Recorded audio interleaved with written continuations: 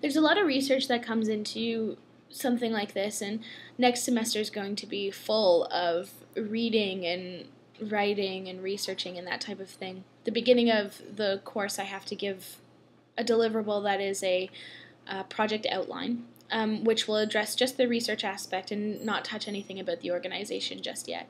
And then I will carry out my research through the semester. I'm starting it beforehand a little bit, and then continuing it on a little bit after. And the end deliverable will be a report of some sort about what I've learned, the gaps that I've seen throughout the community, and some potential next steps. And this final deliverable can be in any sort of form. It can be a report, it can be a documentary, who knows. But I'm really starting to realize how much research there's going to be about this type of thing. I'm going to be trying to address what exactly there is out there already, because there are programs and people are really trying. So even if the gap is just knitting all of these things together, that's something I can address. So lots of research into places like the March of Dimes, like Planned Parenthood, like the disability foundations for the province itself. There's tons of research to be doing. I'm going to be doing a lot of research as well on disabilities themselves. I know cerebral palsy pretty well, but there are a lot of other disabilities out there that I'm not too familiar with. I've dealt with people with a wide variety of them, but how they come about and how they work itself, things like autism and Asperger's and spinal bifida, that type of thing. Lots of research about what exactly is happening with those. Furthermore, there's research about the technologies that are available, what have you. There's tons out there, and I'm just going to be jumping in. At the beginning of this project, I had this feeling that I was diving into a pool. I was diving into this pool that could potentially be the rest of my life, and I had 4 directions I needed to swim in, but I didn't know which way to swim first. And talking to Linda, explaining this project to people, getting Morgan on board, I've started to make the path into which way to swim first, and you have no idea how inspiring that is, how much motivation comes from having a goal, setting good goals, and setting reachable goals to be able to check those off the to-do list and add them to the inventory of, yeah, I know that. And generating more questions. I mean, I know I'm seeking to answer questions, but I think that it's just as important that I'm adding more questions to my list, that for everything I check off my to-do list, I have 15 more I'm adding. It's never ending, and yeah, that's something I probably would have found daunting before, but being in this program of knowledge integration and being at university and being surrounded by people who are constantly saying, do it, I'm not scared of it anymore. It's a little overwhelming sometimes. I kind of sit down and say, have I got myself into the rest of my life already? Like, I thought university was supposed to be this fun, you just chilling out, and then once you graduate, you get into the real world. And I kind of feel like I'm diving into the rest of my life. Like I said, this could potentially be the rest of my life, and more and more I see that wherever it takes me, it's going to be good. Not everything's going to work out perfectly, but I'm willing to stick with it until something good comes of this. And not just for Morgan, but for all the other people who have touched my heart and my life. And for the people who I know are going to come in and grab hold of it as well. I went and saw the Dalai Lama speak on Friday. There's tons of opportunities in this world, and I happen to think, you know what, why not?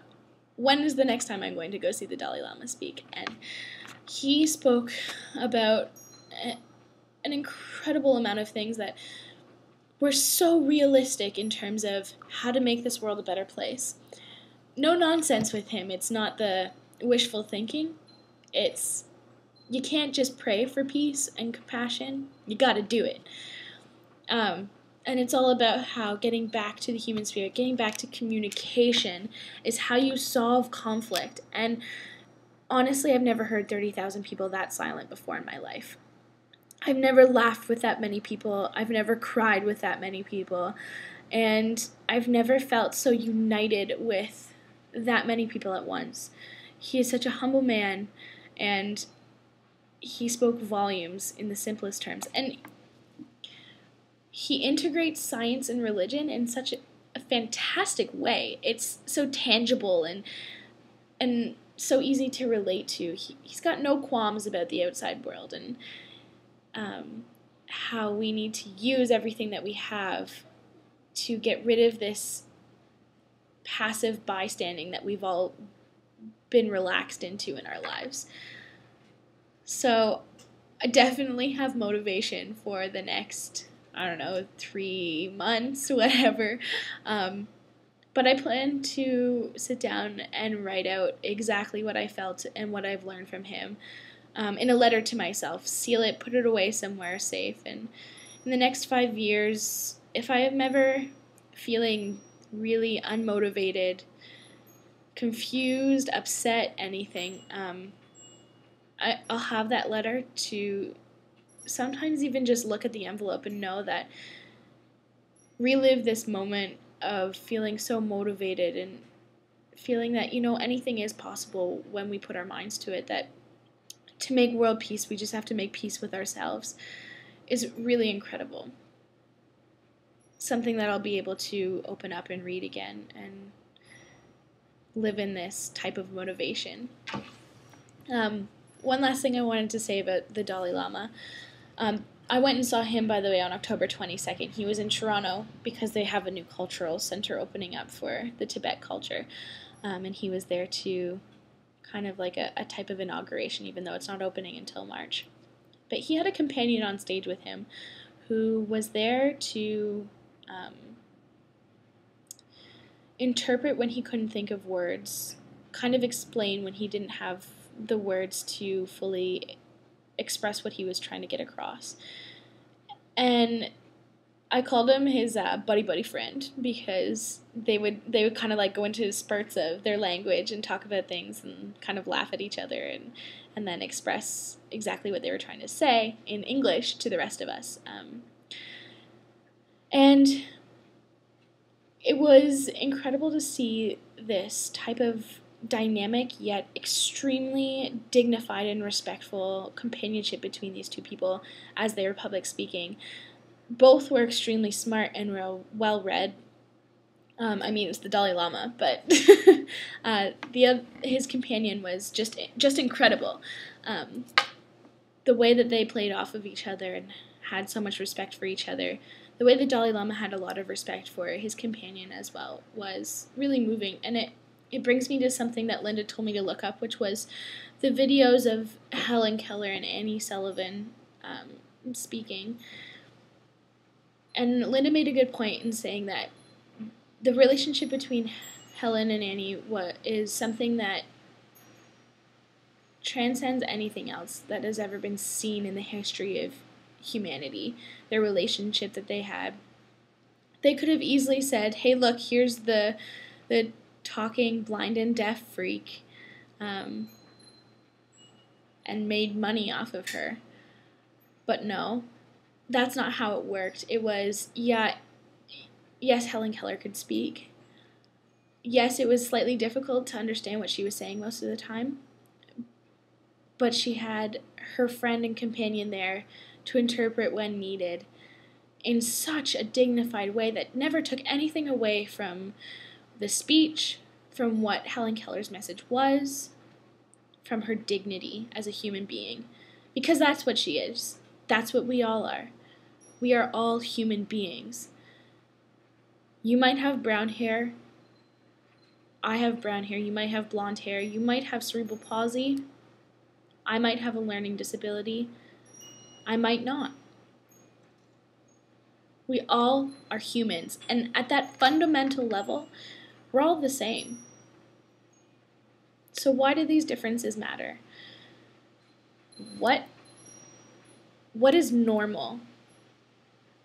And why do we have this desire for normal to be necessary in life? Those two relationships between these public speakers, different in situation and yet the same in dignity and companionship, that's what I kind of want to work towards with Morgan. Because this project, hopefully, if it turns into this organization, will be a lot of public speaking, a lot of workshops, a lot of work in schools, but I don't want to be just another able-bodied person standing up in front of a group of people with disabilities saying, you can do this, you can do that. I want it to be a team of me and Morgan, human beings that, yes, have differences, but then again, so do all of us. Morgan and I may be different in a bit more of a visible way, but my other friends and I who do not have cerebral palsy are different in terms of other ways, other things. Our emotions are different, our reactions to things are different. But standing up and having Morgan speak